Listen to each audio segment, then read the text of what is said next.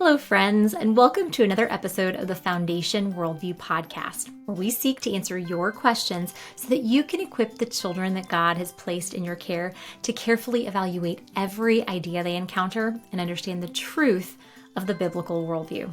I'm your host, Elizabeth Urbanowicz, and I'm thrilled that you've joined me for another episode today. Today's question says, I have a 12-year-old who has his own iPhone. How can I protect him from harmful things like pornography while giving him the freedom to communicate with his friends?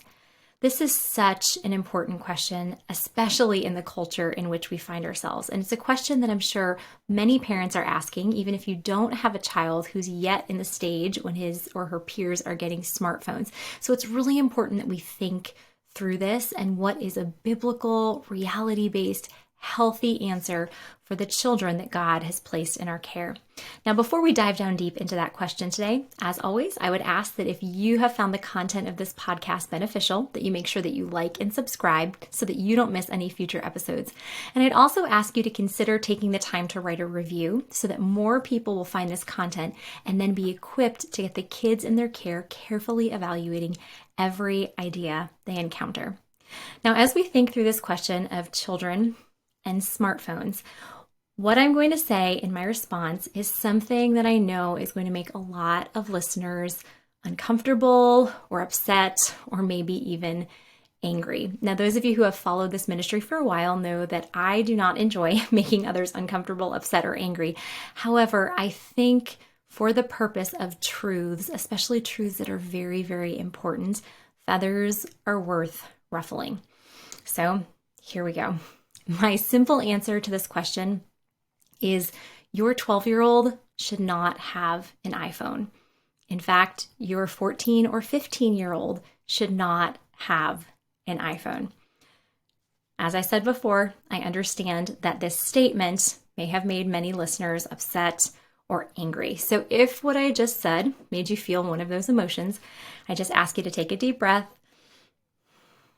And please just hear me out for the next 15 to 20 minutes where I'm going to try to systematically build a case for why 16-year-olds or children under the age of 16 or potentially even 16 and 17-year-olds should not have an iPhone or any smartphone. Now, to build this case, we're going to explore 3 questions. The first question is, what is our reasoning behind giving our children smartphones? Second, are these reasons valid? And third, what are the potential dangers of our children having their own smartphone? Okay, so let's look at the first question. What is our reasoning behind giving our children smartphones? Now, I don't know all of the reasonings for everyone who is watching or listening to this podcast. However, as I've observed people within my sphere of influence, the parents within my sphere of influence, I've heard 3 typical reasons for why they have chosen to give their children smartphones. And the first common reason that I've heard, which I think is the most common reason, is we need a way of communicating with our children and keeping track of their location when they are not at home. So that's the first reason that I've heard. The second reason I've heard is our children need a way to communicate with their friends. And then the third common reason I've heard is all of our kids' friends have a smartphone and we have held out longer than most parents. Okay, so those are 3 reasons that I have heard commonly given for why parents choose to give their children smartphones. So then the second question that we're going to explore is, are these reasons valid?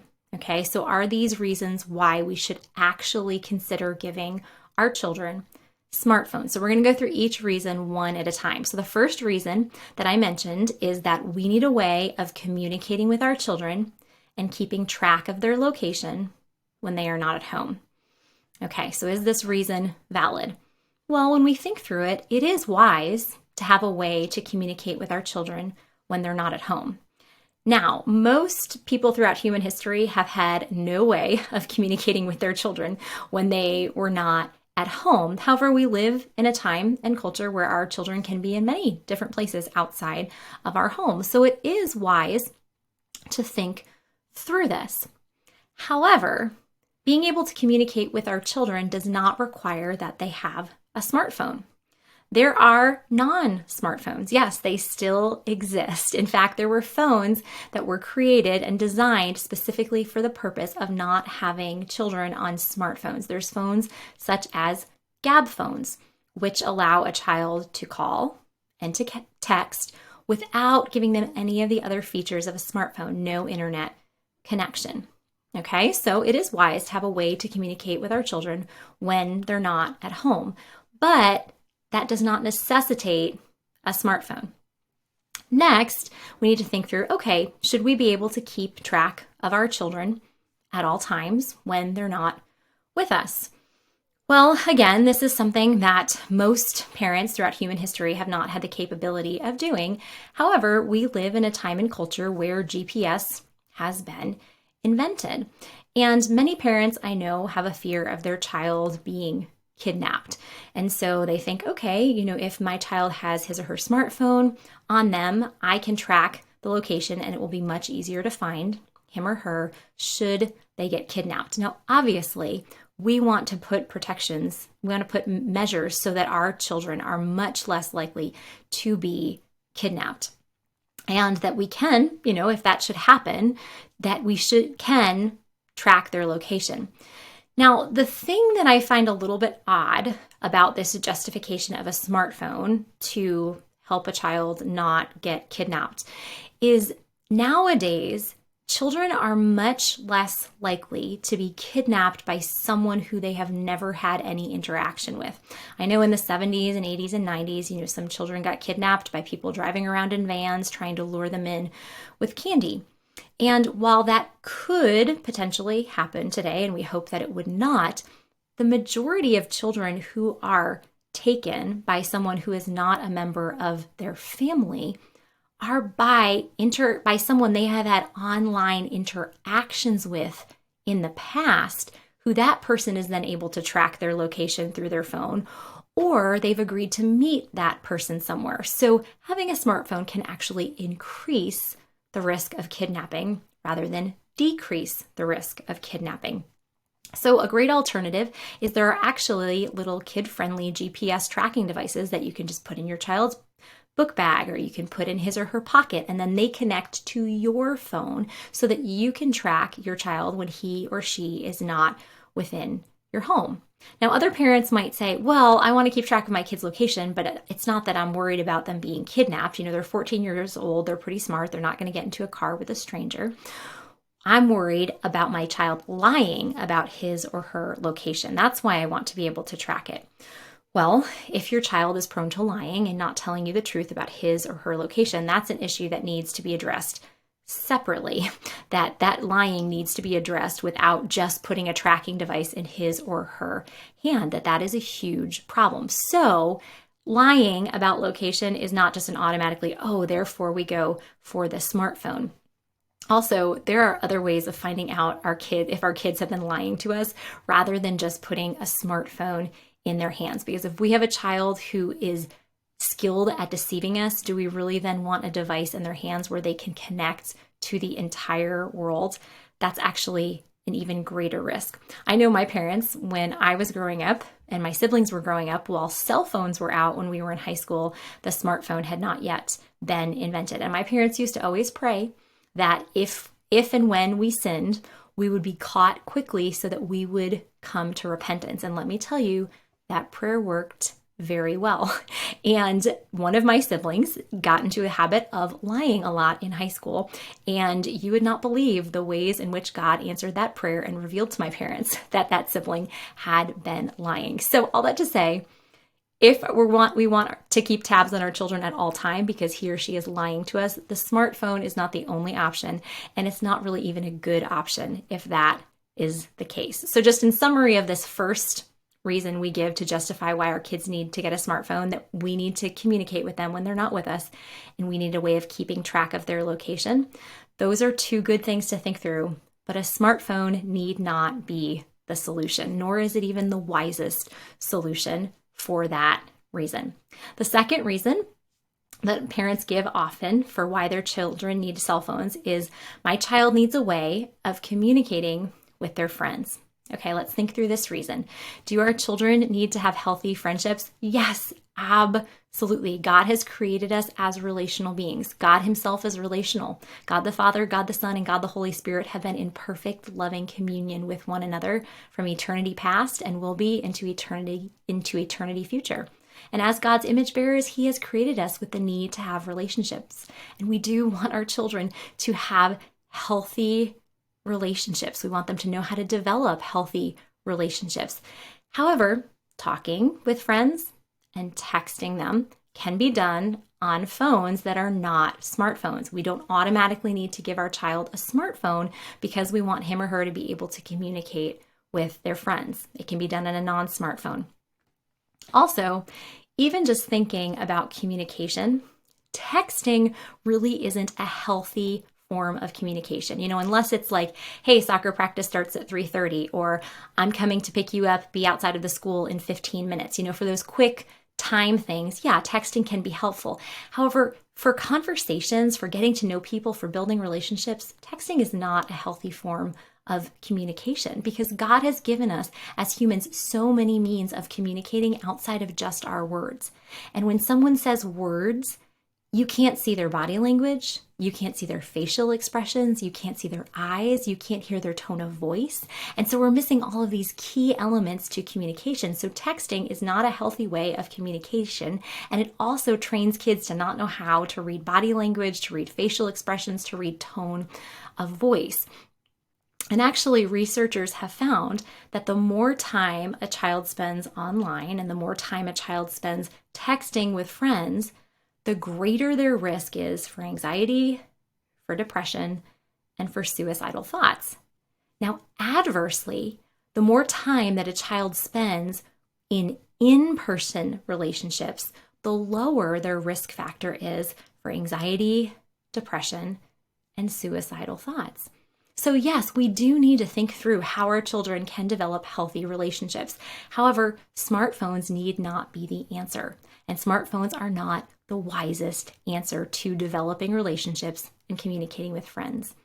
The third reason that we frequently give ourselves for why our children need a smartphone is we'll say, well, all their friends already have one, and we have held out longer than most parents. Now, that reasoning might come into our mind, but maybe in different words. But once we say it out loud, I hope everyone watching or listening realizes that that is just bad reasoning. We should never, ever, ever, ever, ever make parenting decisions based on what other parents are doing. Who cares what other parents are doing? We need to understand what has God commanded us to do, what is best for this child. Okay, so we've seen with these three reasons that parents tend to give for why their kids need smartphones. Well, some of them are wise to think through, how can we communicate with our kids when they're not there and how can we keep track of their location? And then how can they communicate with their friends and develop healthy relationships? Those are important things for us to think through. But smartphones need not be the answer, nor are they the wisest answer. Then the third question we need to ask ourselves is, what are the dangers of our children having their own smartphones?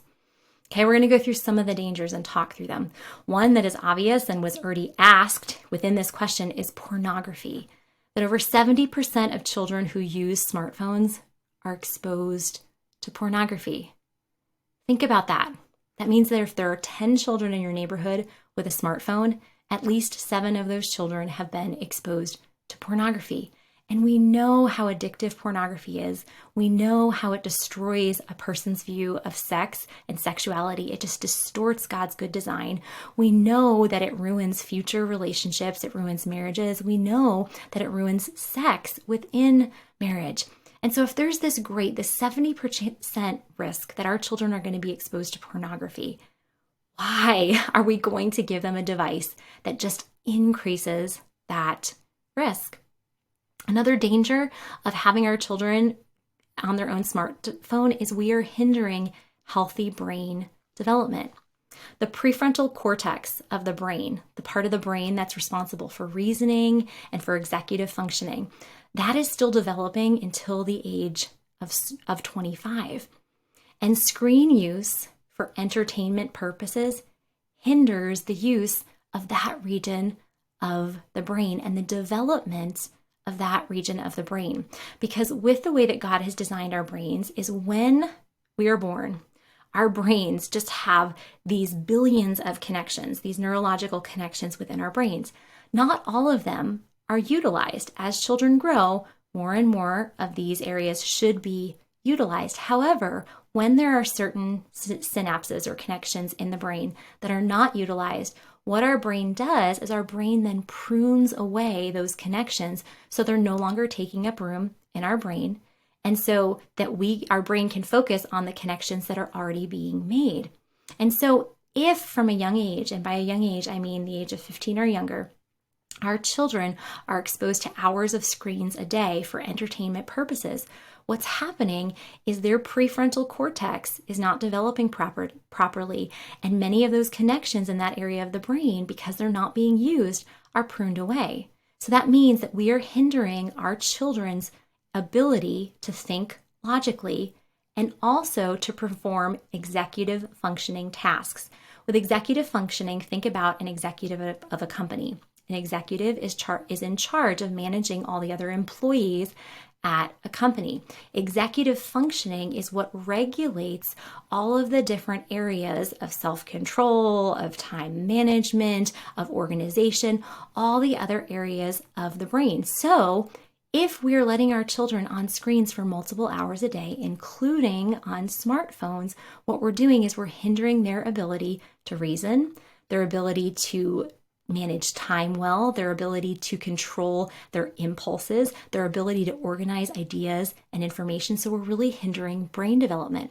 On top of that, brain researchers have found that there's actually a chemical addiction that is created when our children are on their smartphones. Not when they're using their smartphones to talk to someone, but let's face it, what percentage of smartphone usage is used to talk to someone through a phone call?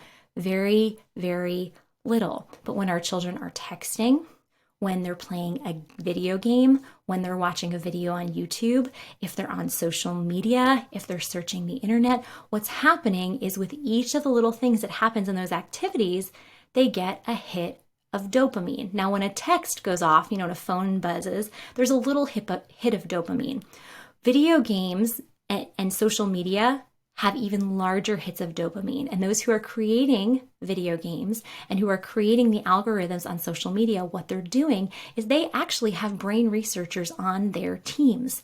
And these brain researchers are helping them understand when there needs to be a new reward, or when there needs to be something that pops out, or when there needs to be a new level, so that there's a hit of dopamine at the appropriate time so that our children are actually addicted. Those who are creating all these apps for smartphones are not thinking about healthy child development. What they're thinking about is dollars and cents. And what happens when our kids get these hits of dopamine, or when anyone gets these hits of dopamine, our brains are flooded with dopamine, and it's too much dopamine from what they're given from these screen-based activities. And what happens when our brains are flooded with too much dopamine, the dopamine receptors are flooded and our brain says, oh, there's too much of this chemical. So what do we need to do to stop too much of this chemical from being absorbed in our brain? Well, some of the dopamine receptors need to be killed off. So that's what our brain does. It shrinks some of the dopamine receptors. So then if our kids want to get that same high, that same feeling of reward, there needs to be greater and greater hits of dopamine because they have fewer dopamine receptors. And as this process continues, as the brain continues to get flooded with dopamine, more and more dopamine receptors are killed off. And so it's actually creating a chemical addiction. Brain researchers have found that this chemical addiction to smartphones is stronger than the chemical addiction to cocaine.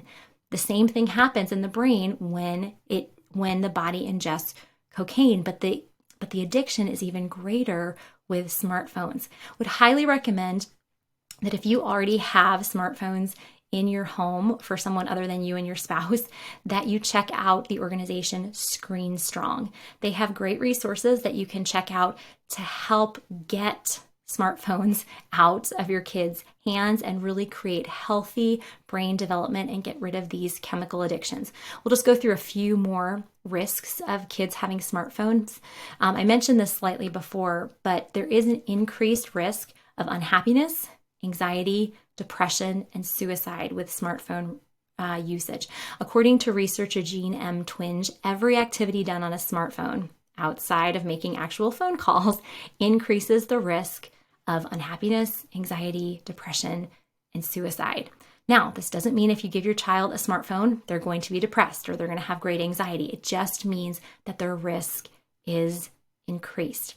As I mentioned earlier, the type of communication that is done on smartphones, aside from FaceTiming or phone calling, it does not build healthy relationships. Texting is good for quick, I'm going to pick you up here, let's meet here, what time is this? It's great for those kind of things. But for actual relationship building, it is not healthy.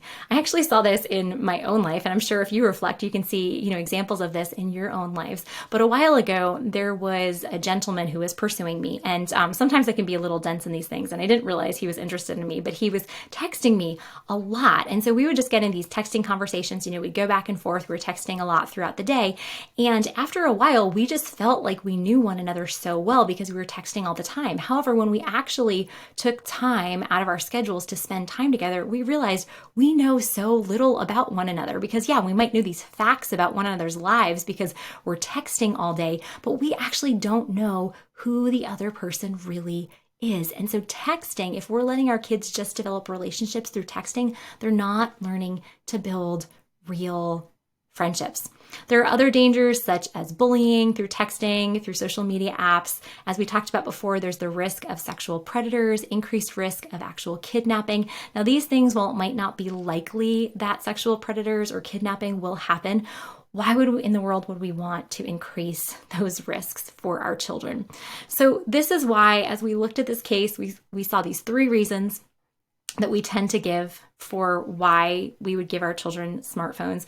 We saw that while some of those reasons are things we should think through, smartphones are not the answer to that. And then there are huge, huge risks of pornography, hindered brain development, chemical addiction, the risk of unhappiness, anxiety, depression, and suicide, that they're not learning how to develop real relationships. They have a greater risk of being bullied and being attacked by a sexual predator or being kidnapped. And so why in the world would we put these devices in our kids' hands? As I mentioned before, if you have already made the decision to give your kids a smartphone, and after this, watching or listening to this podcast, you're thinking that it might not be the wisest idea, highly recommend that you check out the organization Screen Strong just for information on how you can safely get these devices out of your kids' hands, replace them with forms of communication that are going to be healthy, that are going to be God-honoring, and still enable you to keep them safe. Just as a reminder, I know this is something that the Foundation Worldview audience already knows, but just as a reminder, if your kids kick and scream against this, whether it's you just saying no, that you're not going to give them a smartphone while they're in your house, or if it's you taking this smartphone away, that is incredibly difficult and it is incredibly countercultural. But we as Christians need to be okay with being different. This is what we are called to as Christians, that as we're living life faithfully to Jesus, as we're faithfully raising up disciples, we are going to look very, very different. And it's important that we are used to that and we're okay with that and we stand strong in that, stand strong on God's word, stand strong within the Christian community, and that we help our children get used to being different. Well, that's a wrap for this episode. As always, as we leave our time together, my prayer for you is that no matter the situation in which you and the children God has placed in your care find yourselves, you would trust that God is working all things together for your good by using all things to conform you more into the image of His Son. I'll see you next time.